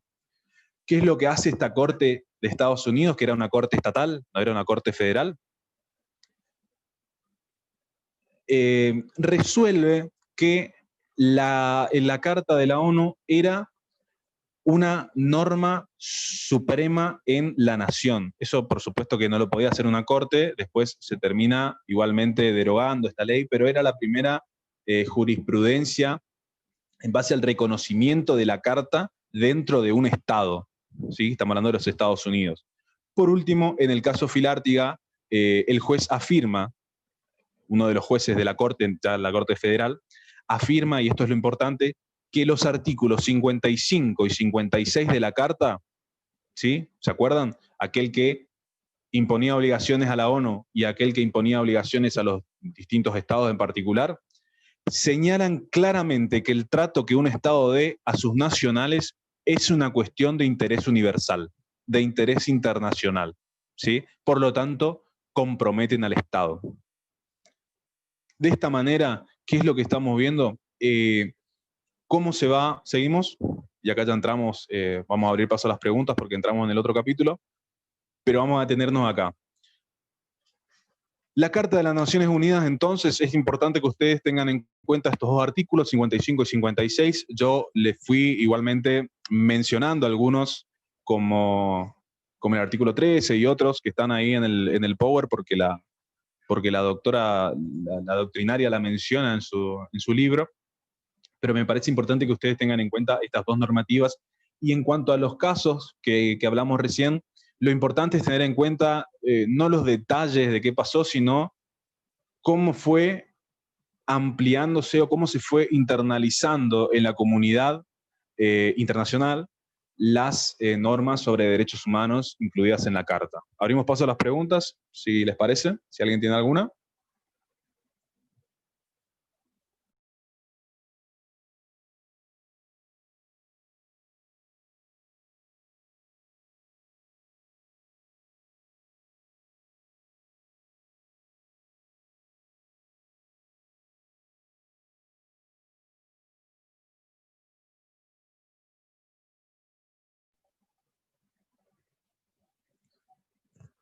Bueno, el caso Filártiga. El caso Filártiga, repito, se dio en base a una ley que limitaba a algunos extranjeros, japoneses en general, la verdad que no se conoce, no reconozco específicamente la normativa de esa ley, porque fue derogada al instante, digamos, en ese momento por la jurisprudencia, pero imponía limitaciones a la posesión de inmuebles. Es decir, uno, por ser japonés, por ejemplo, no podía, si no tenía determinado estado de ciudadanía, poseer un inmueble, tener una casa, para ser lo más claro y sintético posible, ¿sí?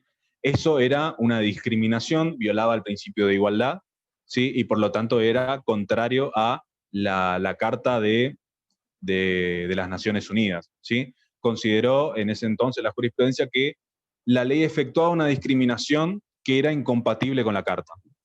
Perdón, ese era el caso Fuji, sí. Bien, ese era el caso Fuji. El caso Filártiga, lo importante que ustedes tienen que saber y lo único que menciona la autora es que la Corte falla reconociendo la autoridad de los artículos 55 y 56. Ni siquiera la autora entra en tema, así que ustedes no se metan. ¿Sí?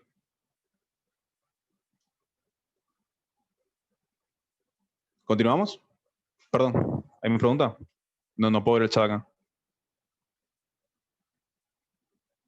Tengo entendido que sucedió en Estados Unidos, si no es así, repito, no hay una descripción del tema, no es algo con lo que ustedes me parece que se tengan que adentrar demasiado, ¿sí? Ni en el caso Fuji ni en el caso Filártiga. Creo que el caso Filártiga es el que más tienen que tener en cuenta y solamente por esto de la adopción de los artículos 55 y 56.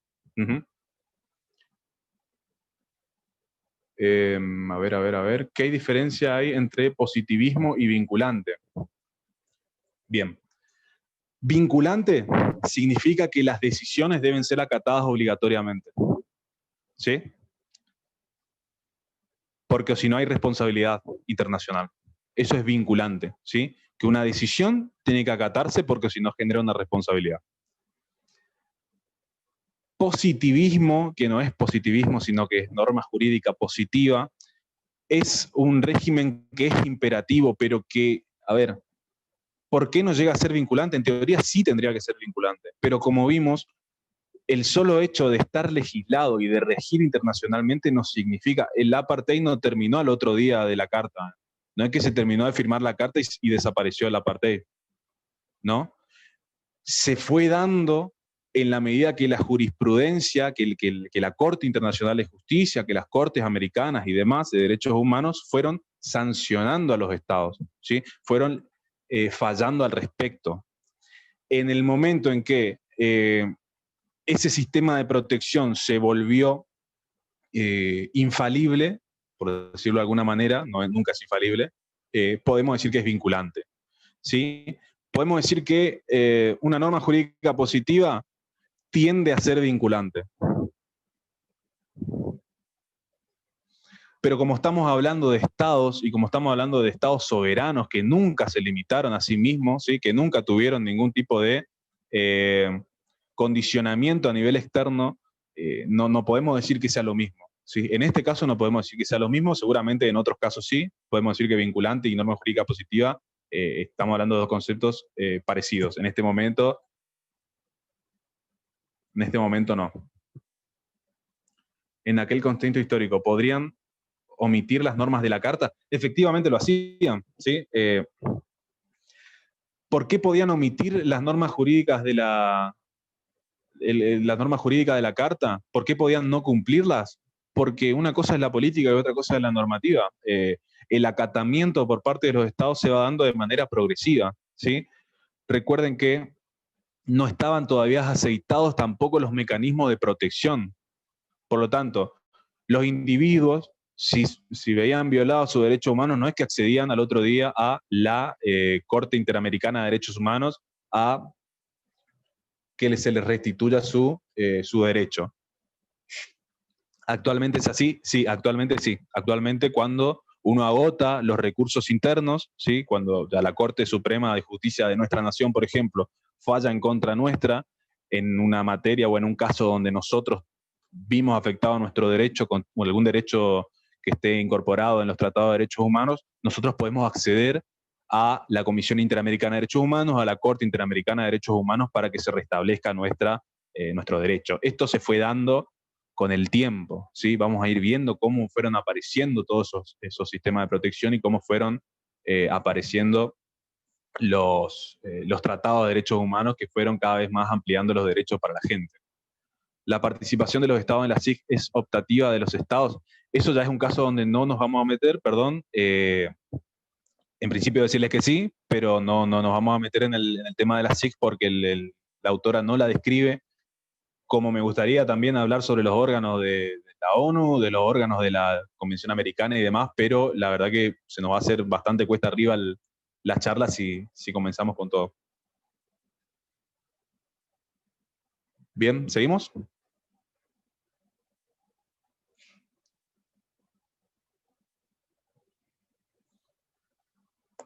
Ahí sigo leyendo. Sí, tengo entendido que tanto el caso Fuji como el caso... sí, el caso Filártica, definitivamente. El caso Fuji también se da en Estados Unidos, en una corte federal. Seguimos entonces. Vamos con el último capítulo de este día, ¿sí? Que es las declaraciones de los derechos humanos. ¿Cuál es el valor jurídico de las declaraciones de derechos humanos? O sea, ¿qué tienen de diferente que no estaba, por ejemplo, en la Carta? Precisan cuáles son los derechos humanos y las libertades fundamentales. La Carta hacía una exclamación, ¿sí? Aquellos que enuncian los derechos, cuáles cada uno, cuáles son los límites, etcétera, etcétera, son estas dos declaraciones. No solamente fueron dos declaraciones, pero son dos las declaraciones que a nosotros nos interesan porque formamos parte de esta comunidad latinoamericana, que son la Declaración Universal y la Declaración Americana. Una declaración, a diferencia de un tratado, no genera per se inmediatamente una obligación para los estados, ¿sí? Las declaraciones son postulados. Uno postula la existencia de determinados derechos, pero de ahí a que se efectivicen, como dijimos, pasan un montón de cosas, ¿sí? Jurisprudencias, hechos políticos en cada uno de los estados que condicionan al Estado a legislar, a crear leyes sobre determinados derechos y demás. Lo primero que podemos ver entonces es que estas dos declaraciones se dan en el mismo año, en el año 1948. Primero sucede en América, ¿sí? En abril, en Colombia, en Bogotá, se da la Declaración Americana de Derechos y Deberes del Hombre. Esta declaración, como decíamos, enuncia algunos derechos, ¿sí? Los enumera, ya vamos a ver cómo y con qué características, y en diciembre del mismo año 1948 se da la Declaración Universal de los Derechos Humanos. Vamos a contextualizar un poco esto, ¿sí? Estamos terminando la Segunda Guerra Mundial, repito, esta catarata normativa sobre derechos humanos, la aparición incluso de los mismos se da después de la Segunda Guerra Mundial y la concientización, entre comillas, acerca de los horrores de la guerra, y se da en el marco de dos organizaciones, ¿sí? La Organización de Naciones Unidas y la Organización de Estados Americanos. Son dos organizaciones diferentes, son organismos que nuclean países, como bien lo sabrán, ¿sí? Pero que tienen competencias distintas.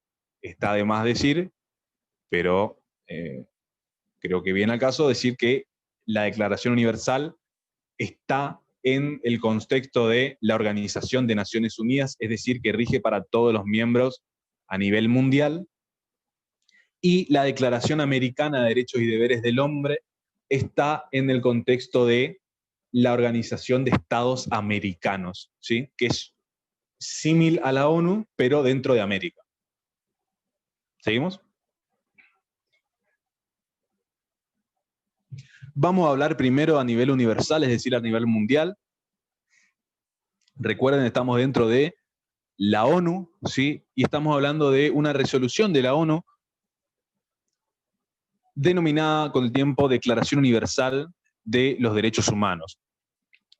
La comisión prevista, dice en la carta, en el artículo 68, que fue instalada en 1946, tuvo 2 años de trabajo ese equipo hasta la redacción de la declaración, que primero buscó ser una carta internacional, eso lo puse ahí específicamente, que vinculara a los estados, pero luego terminó siendo una declaración. ¿Por qué fue una declaración y no una carta internacional que vinculara a los estados, es decir, que tenga carácter vinculante? Por cuestiones políticas, ¿sí?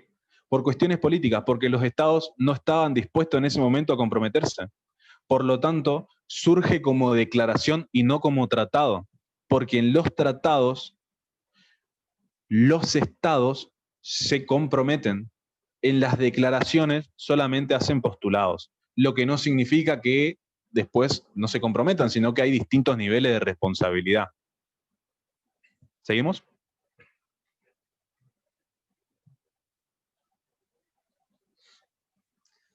Dice la autora que no se trata de lege lata. ¿Qué significa lege lata? Significa ley vigente, digamos, ¿sí? La ley que existe hoy. La contrapartida es la ley ferenda, la ley ferenda, que es una idea de cambio, ¿sí? Entonces tenemos ley lata, que es la ley que rige, y la ley ferenda, que es la ley que debería regir. Espero que se haya entendido. Entonces, no se trata de ley lata, es decir, que de movida ya no era vigente, ¿sí? O sea, no es que en el momento que se sancionó ya su cumplimiento era obligatorio, generaba responsabilidad, etcétera, etcétera, ¿sí? Sino que era a priori un legítimo objetivo, dice la autora, ¿sí? El ideal común por el que deben esforzarse los estados. Bueno, señala también que habla de las medidas progresivas de carácter nacional e internacional. Entonces, si decimos que es progresiva, queremos decir que no se da de manera inmediata, sino que se van incorporando a través del tiempo. El impacto político y legal de la Carta fue inédito, como decíamos, es la primera vez que en la comunidad internacional se da un orden internacional, valga la redundancia, de semejante magnitud, porque llevó esta Declaración Universal de Derechos Humanos no solamente a adoptar legislación, es decir, a dictar leyes, sino también se han modificado constituciones en distintas naciones y se han firmado tratados internacionales en virtud de esta carta. Perdón, de esta declaración, ¿sí? La Declaración Universal. En 1970, y acá respondemos la pregunta de la compañera, la Corte Internacional de Justicia reconoce el carácter vinculante, determinando así la existencia de una norma jurídica internacional. Estamos hablando de, ¿sí?, años, 20 años, 22 años después de la sanción de la declaración, ¿sí? 22 años después de la declaración, recién la Corte Internacional de Justicia reconoce la obligatoriedad en cuanto al carácter vinculante de la Declaración Universal de los Derechos Humanos. ¿Seguimos? Y abandonamos el territorio universal para circunscribirnos a nuestro propio territorio, cuál es la Organización de Estados Americanos, ¿sí? La OEA dicta una resolución que es la Declaración Americana de los Derechos y Deberes del Hombre. Vamos a decir que es una norma de derecho interno de la OEA que tiene carácter vinculante. En 1989, la Corte Interamericana, así como a nivel universal existe una Corte Internacional de Justicia, a nivel americano existe una Corte Interamericana. Esto debería explicar el libro, pero como no lo hace, me parece importante mencionarlo. No vamos a entrar a detallar sus funciones, ni su composición, ni nada de eso, pero creo que es importante aclarar esto, porque si no, no se entiende nada, digamos, empiezan a aparecer cortes y de repente no sabemos de qué estábamos hablando, digamos. En este caso, la Corte Interamericana de Derechos Humanos, en 1989, muchísimos años después que la Corte Internacional, reconoce, o mejor dicho, se pronuncia acerca de el valor jurídico de la Carta. Lo primero que dice es que es el texto que determina cuáles son los derechos humanos a que se refiere la Carta de la OEA, porque son dos cartas, seguimos sumando nociones. Está la Carta de la ONU en la ONU y está la Carta de la OEA en la OEA, ¿sí? En este caso, la Declaración Americana es el texto que determina los derechos humanos a que se refiere la Carta de la OEA, ¿sí? ¿Seguimos?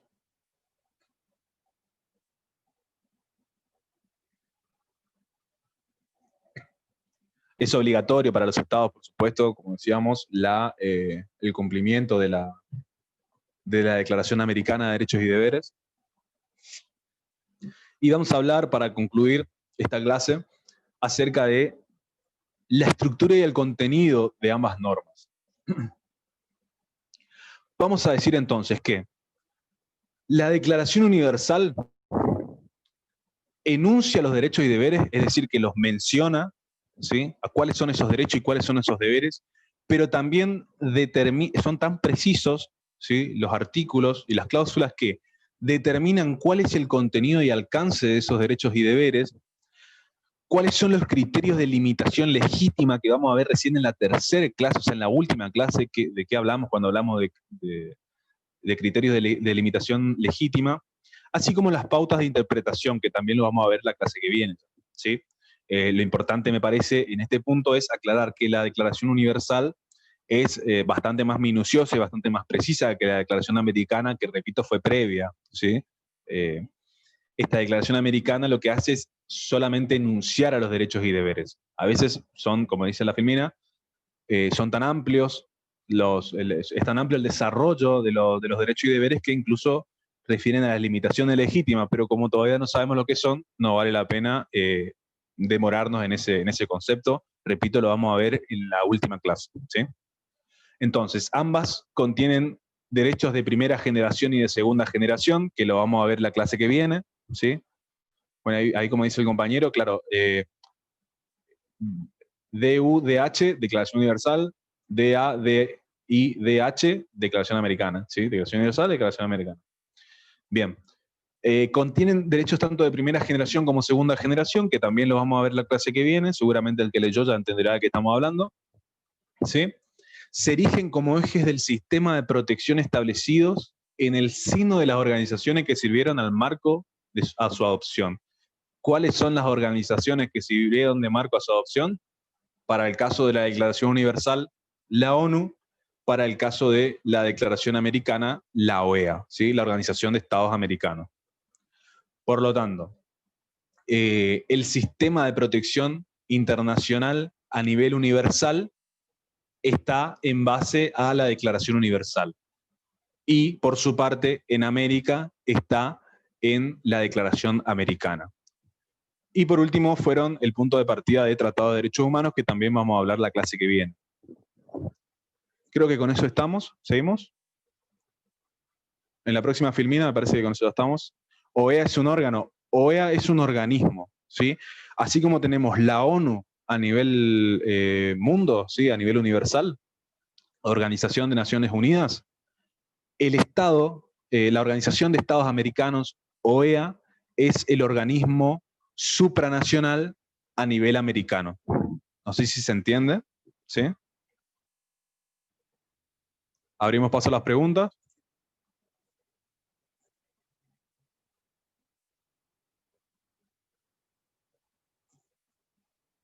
¿Alguna pregunta más? Si no, vamos terminando por hoy.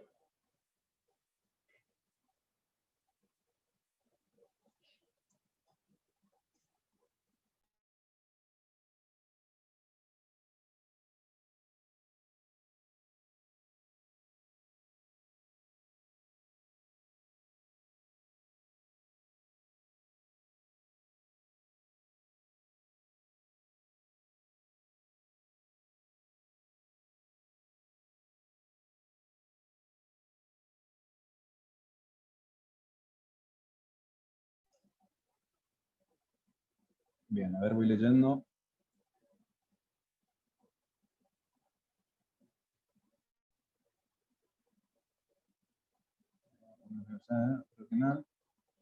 Gracias, gracias, gracias. ¿Puedo explicar las cifras otra vez? Explícitame, por favor, qué serían las cifras. ¿El significado de qué, perdón? Si pueden ser más precisos en las preguntas. El significado de OEA, entiendo que está hablando de eso, Organización de Estados Americanos. Costumbre internacional, eso lo vamos a ver en la clase que viene. Existe un orden jerárquico entre la ONU y la EA, y claro, la ONU es a nivel universal y la OEA es a nivel americano.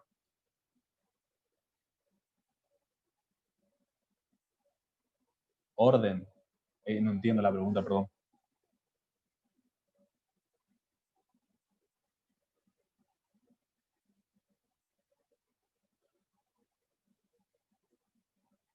OEA responde a la ONU. No, no, no, no. Son entes distintos, ¿sí?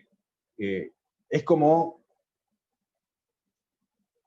No es como una provincia y una nación, ¿sí? Porque la nación ejerce jurisdicción sobre las provincias, ¿sí? Los estados, recuerden que son soberanos, por lo tanto no es que delegan toda su competencia en organismos internacionales. Son distintas instancias, ¿sí? Una es a nivel universal y la otra es a nivel americano. ¿Por qué existen dos? Y porque hay veces que la violación de derechos humanos se da, por ejemplo, en el Nacional de Argentina en Italia. En ese caso, por supuesto que vamos a acudir a la Declaración Universal de los Derechos Humanos, porque Italia no está comprometida por la Declaración Americana. Pero en el caso de que se dé la violación de un argentino en Brasil, y ahí vamos a acudir a la OEA, o para ser más precisos, a la Declaración Americana de los Derechos y Deberes del Hombre. No sé si se entiende, son competencias distintas, digamos.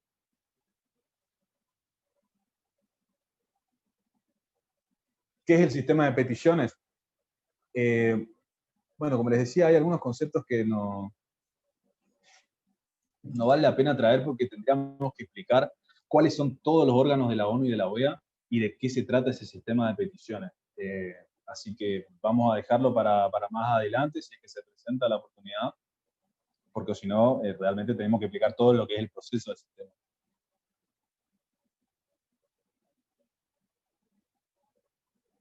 La ONU y la OEA son organismos supranacionales, exactamente.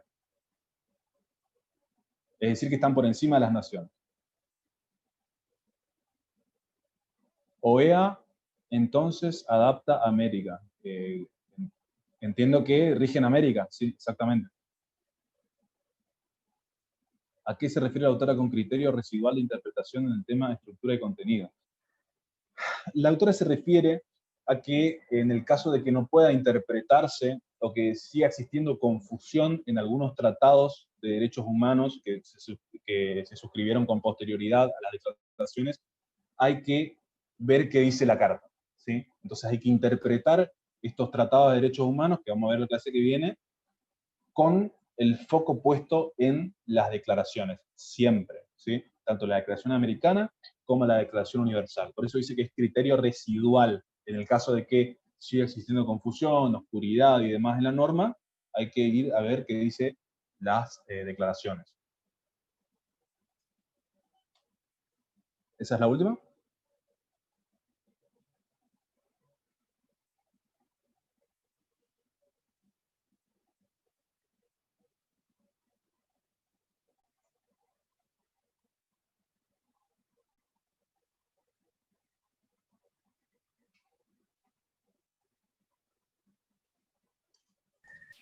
Bueno, Seba, profe, gracias. De nuestra parte ya te tuteo porque ya hace muchos años vos junto a otros compañeros iniciaste estas clases de apoyo, así que de parte nuestra agradecerte. Si algún compañero mío quiere agregar algo, obviamente bienvenido. Esta clase la vamos a estar, la segunda clase, realizando el miércoles, pero bien vale recordar que la clase de lógica vendría a ser mañana en el mismo horario. En caso de consultas, nos pueden llegar a nosotros por las redes sociales o bien por los grupos de WhatsApp. Seguimos estando a disposición. Y bueno, los mensajes hablan por sí solos, Seba, gracias. Muy buena la clase. Gracias a todos y a todas por este tiempo. Nos vemos mañana. Nos vemos la clase que viene, no sé cuándo es, creo que es miércoles. Así que estamos conversando, cualquier cosa, se comunican con los chicos. Chau, chau. Gracias, Seba, por las clases. Y quería comentarle un consejo que por ahí estoy viendo, que si bien las clases, las tutorías que va a dar la facultad no son obligatorias, estaría bueno que puedan asistir porque le van a explicar cómo tienen que utilizar el campus virtual para la fecha del examen. Por ese motivo, traten de conectarse para sacarse las dudas de ese momento. El día del parcial no van a tener la oportunidad de saber cómo se utiliza el campus virtual. Sin más nada que agregar, esta comisión nos vemos mañana con la clase de lógica de 9 a 11 horas. El examen en sede central sería el 3 de febrero. Tengo una duda. Los La profesores semana que viene arrancaría. son los mismos que o sea, cuando los profesores que vamos a tener en las clases de la semana que viene son los mismos con los que tenemos las clases ahora, o son otros profesores de la facultad. Claro, claro. Sí, mira, eso lo designa la facultad. Lo vas a descubrir ese mismo día, qué profesor te toca para cada módulo. Bien, gracias. Claro, De nada. Nos reitero vemos. lo que dice Nico. Hay distintas comisiones, así que hay distintos profesores que te pueden ir tocando. En cuanto a la fecha que nos habían preguntado, el curso nivelatorio para las extensiones arrancan del 28 al 30 de enero y el examen es el 5 de febrero. Ahora bien, para sede central, que son los que van a estudiar en Corrientes Capital, las clases que van a ser por Zoom en ambos comienzan del 25 al 29 de enero, es decir, antes. Y el examen es el 1 de febrero, que se va a realizar por el campus virtual. Y si quieren estas fechas, las pueden buscar en nuestras redes sociales, que ahí están, o bien nos escriben en los grupos y se las pasamos, así ya les queda por el WhatsApp.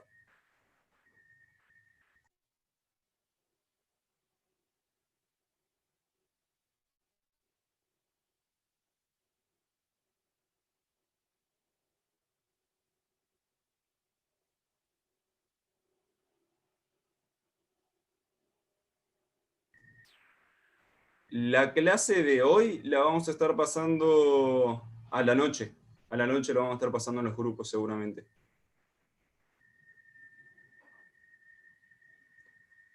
Así también el PowerPoint, que le va a servir como guía de estudio, también lo vamos a estar pasándolo pronto. No me animaría a decir si hoy o mañana, porque faltaba agregar algunas cositas, pero en lo pronto lo vamos a estar pasando.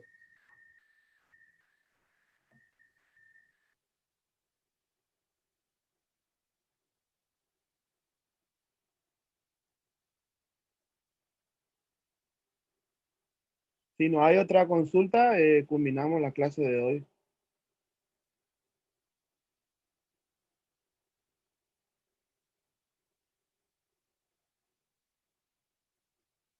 El horario del examen estaría saliendo esta semana, seguramente que por nuestras redes vamos a estar publicando.